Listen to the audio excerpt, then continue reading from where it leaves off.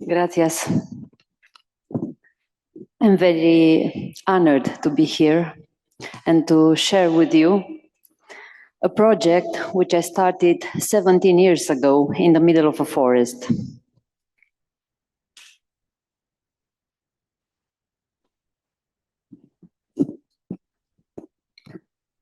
I must say that there is another author of this experiment. It's an educative and cultural experiment. He's a historian, a researcher of Byzantium, Petre Guran, and together we invited our students in 2008 to follow us to this remote place here. Is the yellow spot on the map. So this is where we are located, about 2 hours by car from Bucharest. In Wallachia is one of the 3 historical provinces of Romania, with Moldavia and Transylvania. It's a quite wild landscape. There are many hills, and our meadow faces the Vulsan, the river valley. And we hide it. It's not even a rural area. We are 1 kilometer away from the nearby village. We hide it between the trees because we needed to practice tabula rasa, me especially as an architect, in order to understand by building, not by reading or writing and drawing, what architecture is about. In order to teach then the others, because I'm a professor, I'm supposed to teach architecture planning to the first year of study in architecture at Bucharest. And I felt somehow that I didn't do my homework. And at the same time, because I traveled a lot in Caucasus, in Far Orient, in Western Europe, I felt all this time contemporary more with the ancient buildings than with the new ones. And I needed to forget what I learned at school in many places and in many foreign schools. But the lesson was always the same.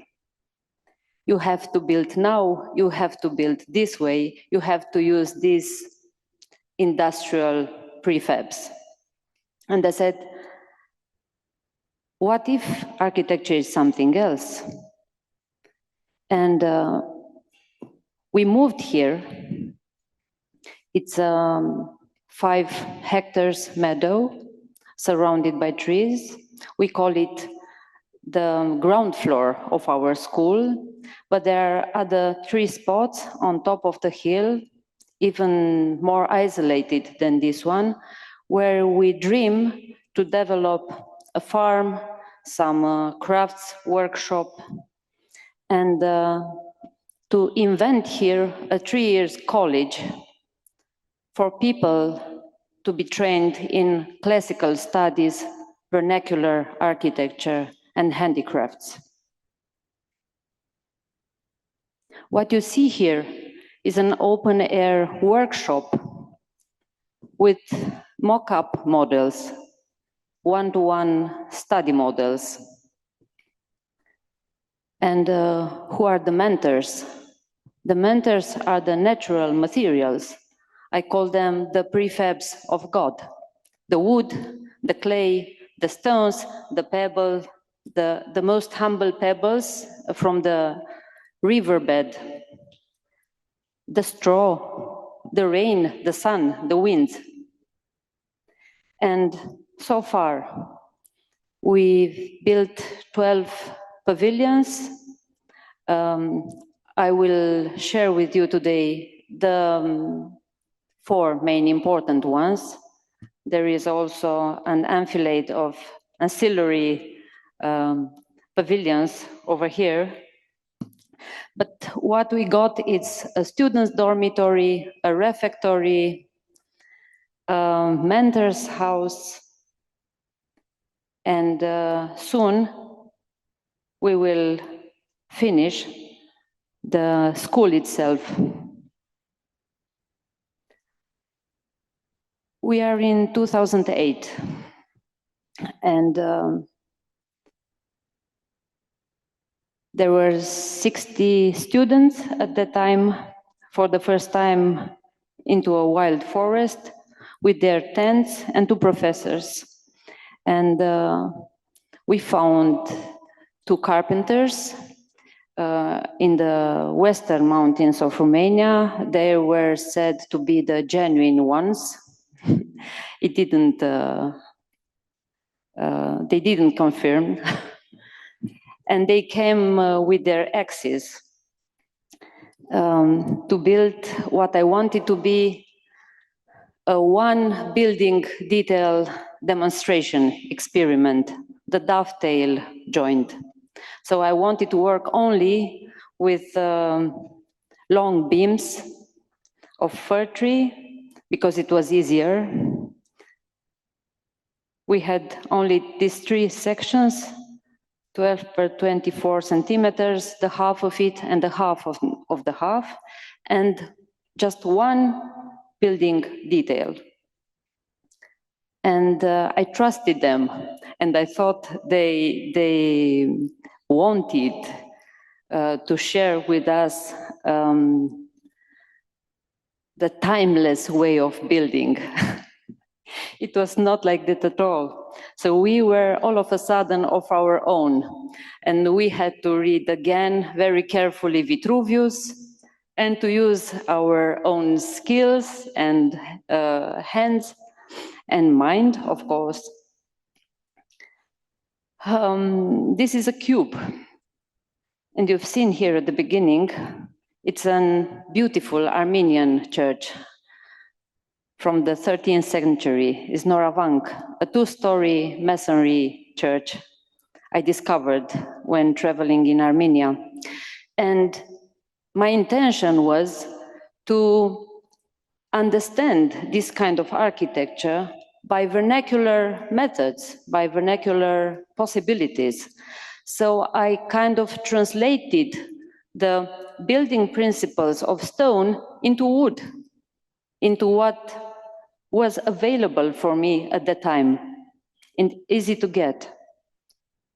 It was like trying to translate into a different language something from far away. And here there are some oak foundation pillar burned. And this is the roof covered with fir boards. So the effort was to use the wood from the foundation to the top and nothing else. And see this dovetail joint, how it tries to produce a whole, a unity, and how the blockbow walls convert themselves into a kind of gable roof without losing their personality. There are these oak cantilevered stairs mirroring the ones in Armenia.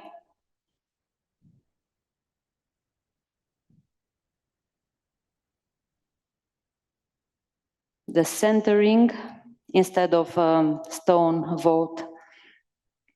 And these transparent walls, which helped us get in time a very useful wood supply, because this upper level is very well ventilated. And see here the first students, builders, enjoying their victory, because everything happened in 45 days. there is a nightingale waking me up every morning, early in the morning, since I moved there. And it's always in this point, on this pointed roof. Every morning is there.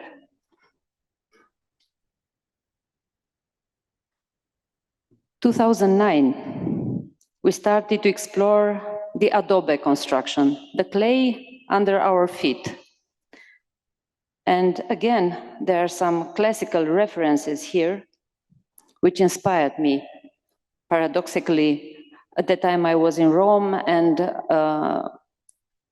I used to spend my time in Villa Adriana in Tivoli. I was looking for a way to conceive, to invent a fortified community house in the middle of a forest, when I saw all of a sudden Il Teatro Marittimo. And I realized it's a microcosm. It was exactly what I needed. 9 rooms and 1 door.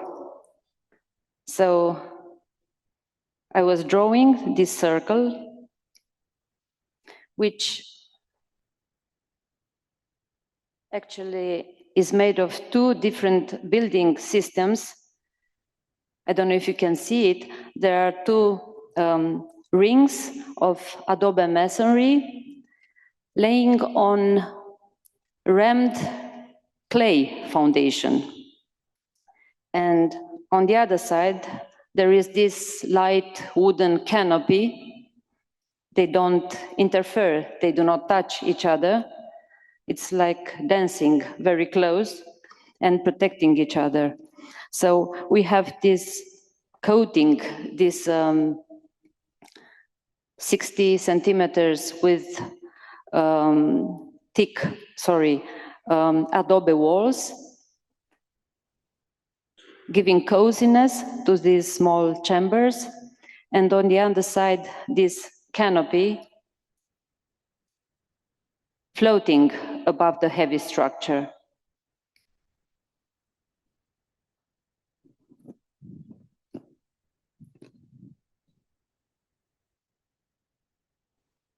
You see here the burnt oak.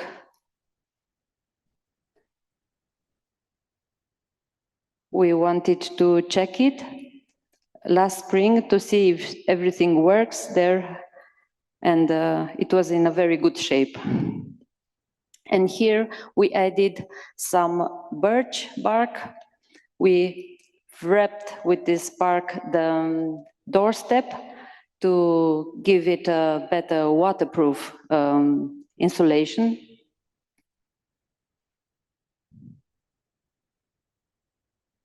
Students celebrating again the roof structure. And here a rain came to help us bend these stripes of wood in order to fix the shingles. The craftsmen had rather mixed feelings. They were not as happy as the students because they never covered this kind of shape, this geometry, and it was not as easy as they thought. The meadow was all covered with these Adobe bricks, sun-dried bricks, and the students were carrying them inside, hand by hand, from hand to hand. The children in the village helped us a lot. They were the first to come and get involved immediately. So we worked in parallel to the walls and to the roof. Here we have these wattle and daub ceilings with hazel rods and again the clay from the side. And finally we paved this courtyard with very white quartz from the river.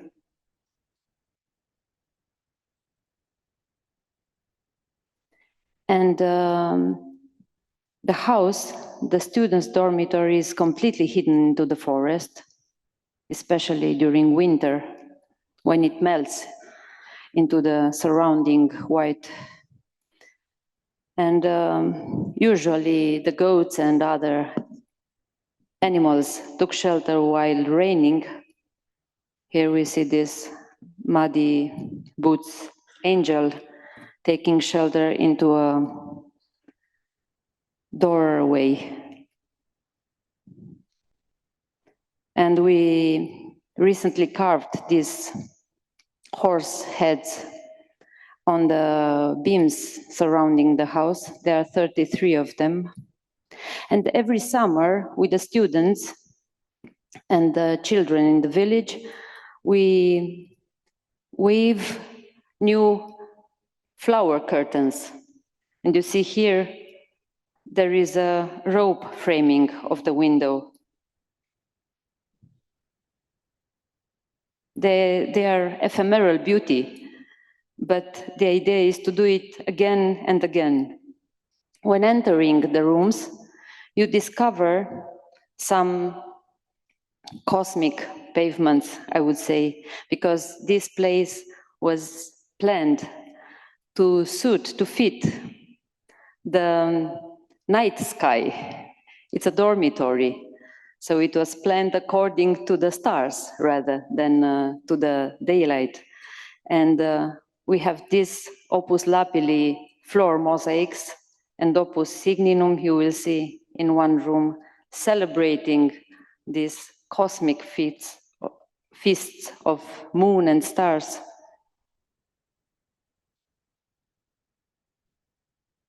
These are also small pebbles that we harvested by hand from the river. And the layer underneath, it's a whey and lime waterproof mortar, sometimes also mixed with ashes. Here it reads, Teros Aionios, our children have the opportunity to learn not only how to build and to use these local materials, but also to learn a bit of Old Greek. This is Saint Demetrius, guardian of the sunset and of autumn. And we realized that this very special light, sunlight, deserves something more than a student dormitory, so we devoted in time this room to the rising sun. And we put some natural colors on the freshly lime-washed walls. And here you see, we used leaves for the green. Everything is local and natural except the blue. We use rust and clay and charcoal for these colors. And here you see the patron saints of our school, of our projects. On the left is Saint Justin, the martyr and philosopher, symbolizing the love for wisdom. And on the other side, there is Saint Nicholas, symbolizing love for the others. So philosophia and philanthropia, the main virtues of our place, and of course of our community. And there is another source of inspiration for this structure. It's the Imbomon, the so-called Imbomon, the place of the ascension of the Holy Land. I read about it in a depiction of a nun from Spain, Egeria, who traveled there. And she mentioned round portico where the pilgrims just took shelter for a while. And it's a coincidence maybe that with this in mind, I realized that every morning we have this dew evaporating from the roof and rising up to heavens.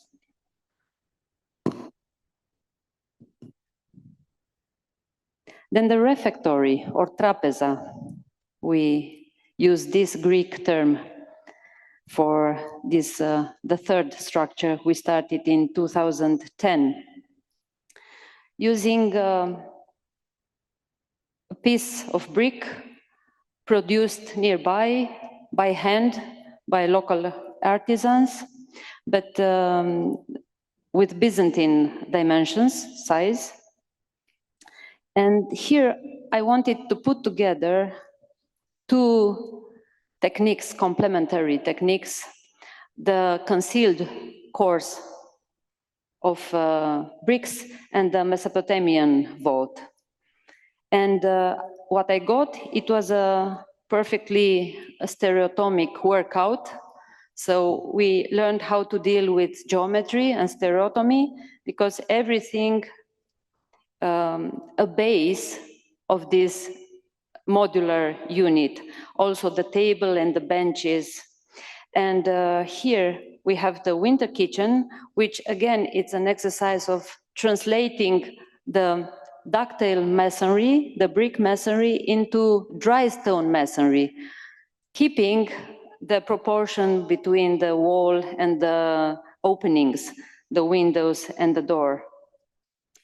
And here also, see, with this wall, I went higher in order to reduce the truss of the vault. It's a catenary Mesopotamian vault that we've done with no centering.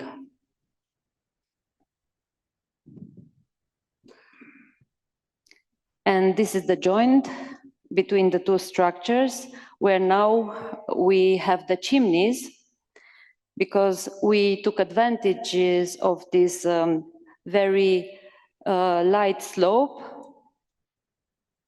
of the site. And right now, what I'm doing is inventing a stove, a heating system, so that the cold air gets into an iron pipe, crosses the fire, getting warm and going up and hitting the trapeza.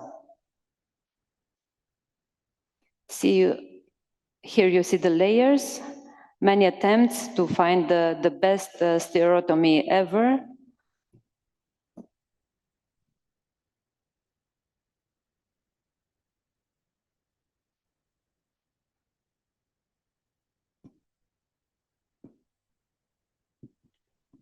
And the vault from the inside. Finally, we painted blue the bricks of the table, and there are plant imprints on them. There are all the flowers of the meadow. And finally, we glazed them. Again, in order to celebrate this community of students, and we wanted to symbolize with every leaf, with every flower on this table, one of the students who worked here.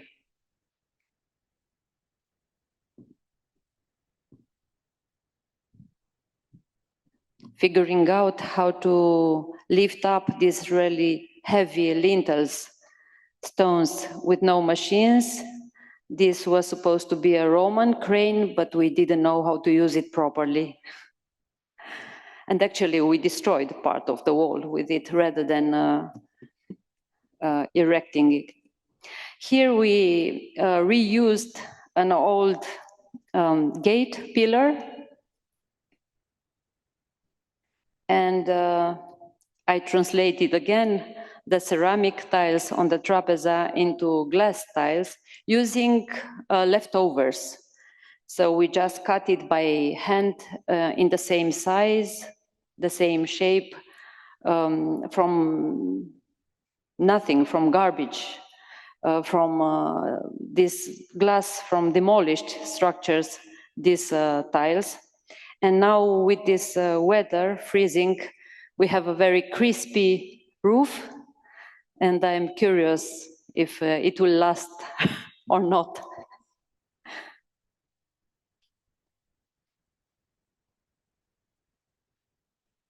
Here the stove, I was mentioned already. On this side of the wall, there is a cooking stove. Here, there is the one heating the room, and this post-modern abstract installation is the heating system.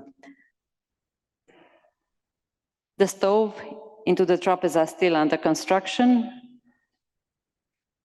And this is the floating timber structure we invented in order to accommodate the mentor's house. And we look at the temples, but also we have some tempietto in our village with this peripteral porch on the four sides, completely cantilevered. And using for the first level oak and acacia, and for the upper level this fir light wood. And see here, I created this inverted roof, which is a funnel to collect the rainwater we use for irrigating the garden and the orchard. And the envelope, the coat is hempcrete. No carpenter at all. We were the carpenters ourselves here, and we have only wooden joints, old traditional joints, not iron at all.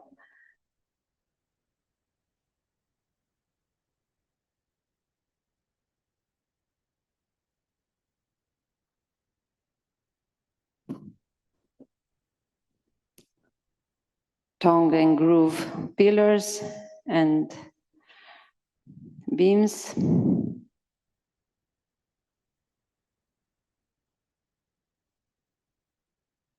And this is where I'm living now.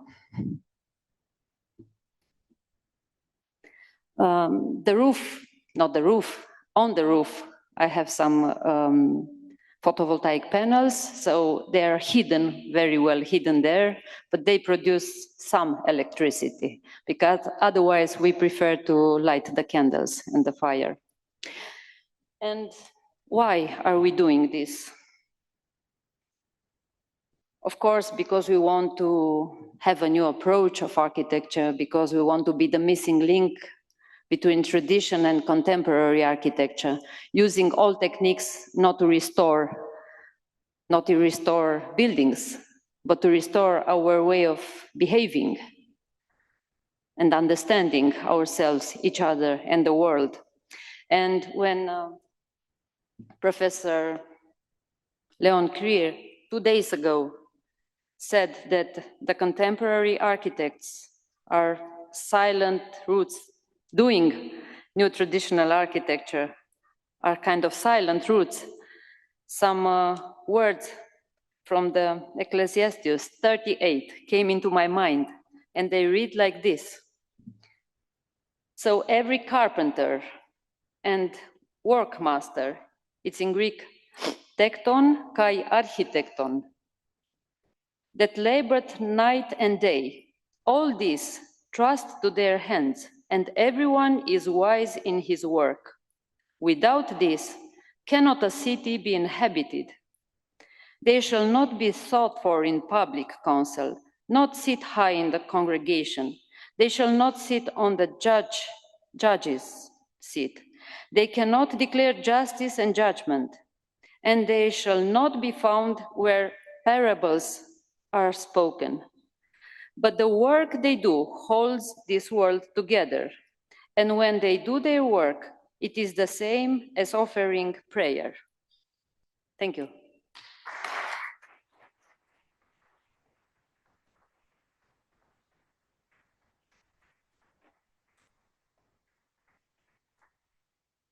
I'm waiting for your questions. Thank you very much. Beautiful work, fantastic work. Thank you. So, any questions? ¿Alguna pregunta?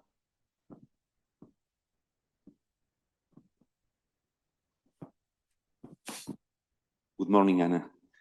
First of all, congratulations for the project. I love it. I have mainly two questions. First of all, the one about planning permissions and building regulations approvals, do you have any issues about that? And secondly, how much money or how much capital did you have when you started? And the last one is, do you still do summer courses, and how can you join them? I love this project. I would love to start one like yours on Monday. Yeah. Congratulations. You know, your first question is always the first question every time I do present my work. We got a permit as a summer camp. And as I mentioned, all that you've seen here are mock-up models, are experimental structures, reversible. So we see how they behave in time. We can add something, or we can change, and we can make some repairs if needed. But the purpose is to put some pressure on the building regulation.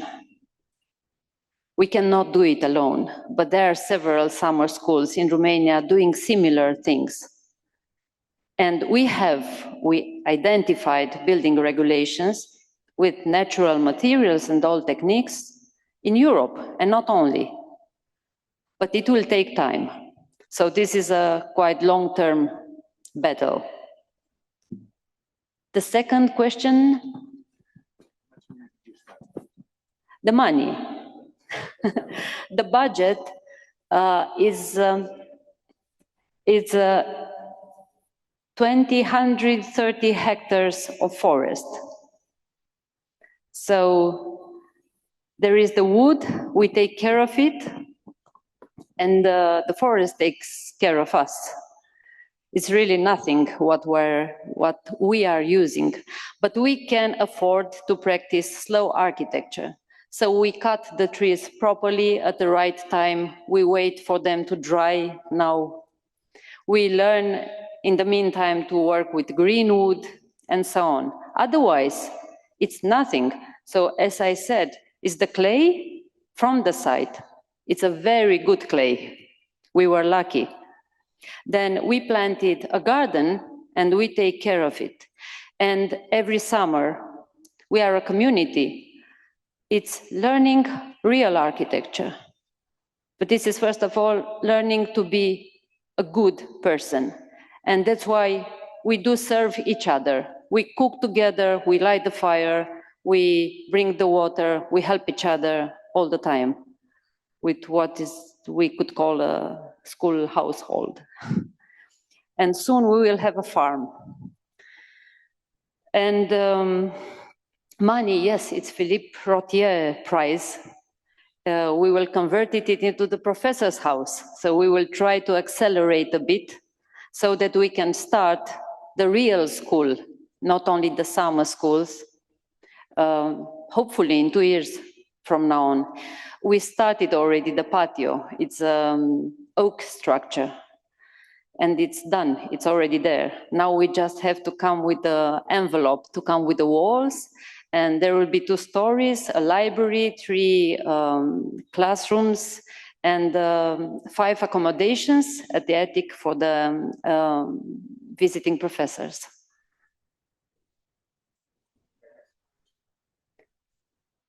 We started as a summer school, but it was now the first time that... I will add again. The trick that you did is like to do summer school and reversible buildings, not to have any issues with the council or starting as a summer school and reversible buildings, so you don't have any issue with the council, and that's how you started. This is how we started, yes. And we got a permit as a summer camp for tents. And it's a school dedicated mostly to students in architecture, but it's open to the general public. So you can just record and come and stay and live with us and work with us. And for the first time now, it has taken place throughout the year.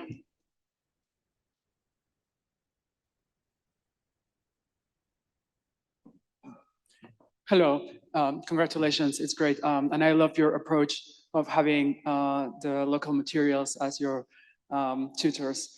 It's great, very refreshing to hear that. I have a question. about the interaction of this school with the local community. And could you tell us a bit more? We saw the pictures of the children helping you during the process. Can you tell us a bit more about the interaction between the school and the local community, and if have they had any sort of reaction, or has their perception changed over time? Thank you. The people living nearby simply are convinced that we are crazy, except the children.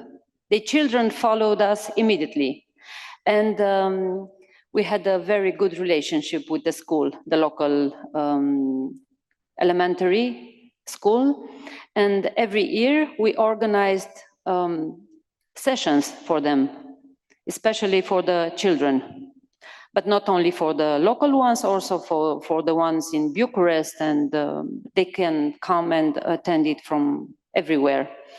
And they are doing really serious construction jobs. Like we finished recently, 2 weeks ago, with their help. One day I coordinated 60 children, the next day 70 children, which is a challenge. We managed to finish together the green roof of the technical room. So we used some polypropylene earth bags, and the children were very eager to help and to get involved. And last spring, we did together and we finished the pedestrian pathways. They're very proud of being part of the project. But their parents do not follow. For them, it's too late.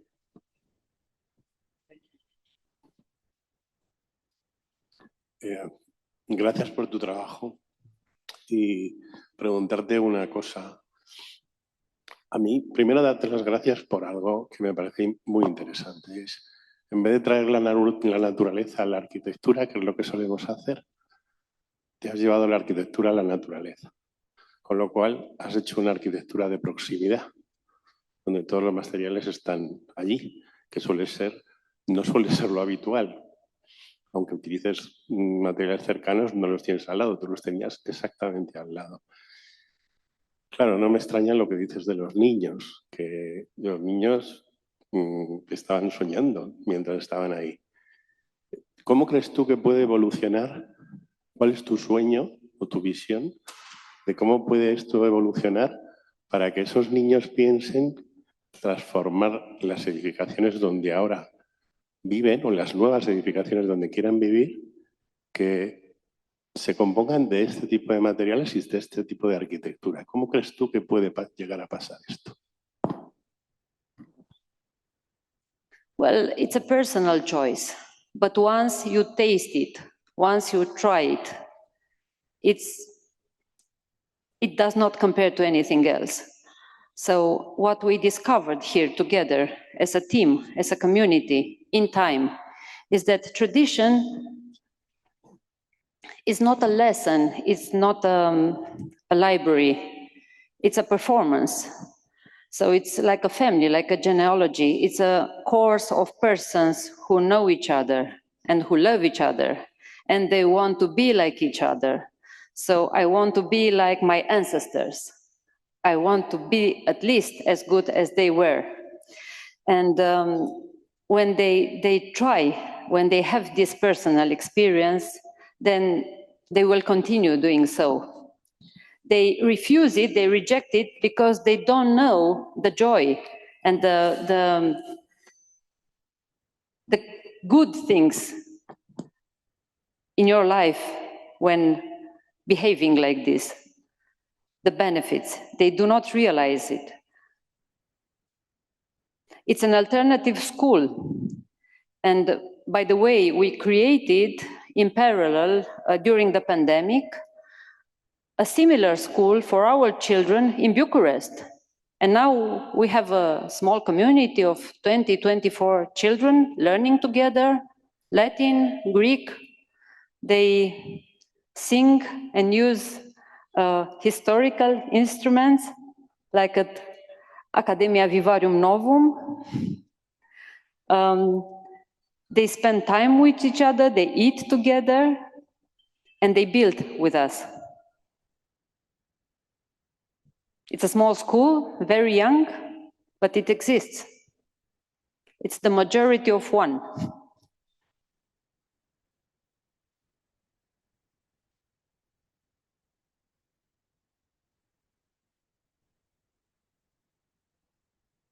For one more question, and we are receiving questions from those following online these lectures. And there's one that we have just received, which basically asks to please explain more about the Mesopotamian vault that you were mentioning. And basically, what is a Mesopotamian vault and why did you use it in your design? Because that structure was dedicated to brickwork. And I wanted to prove that brick does not need any help. So I looked for a self-standing, freestanding structure. And what's fascinating about this recipe, about this formula, is that it's freestanding also during construction. So you don't need a wooden centering. And it's enough. It's self-contained. Thank you. Thank you very much. I thank you. And you are all most welcome to the School of Bunesti. I will love it.